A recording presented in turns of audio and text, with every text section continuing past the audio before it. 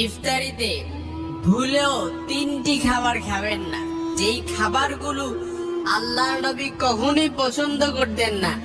আপনি যদি এই খাবারগুলো খান তাহলে আপনার রোজা প্রশ্নবিদ্ধ হয়ে যাবে। এজন্য ভুলেও এই 3টি খাবার খাবেন না।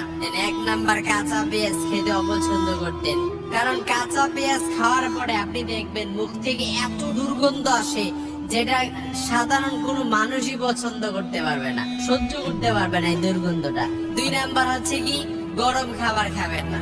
আমাদের মা বোনরা অনেক সময় আছে, দেখা যায় যে গরম খাবার চুলা থেকে আনছে, তারপর হুট হুট করে যদি আপনি গরম খাবার খেয়ে ফেলেন, এটা আপনার স্বাস্থ্যের জন্য ক্ষতিকর।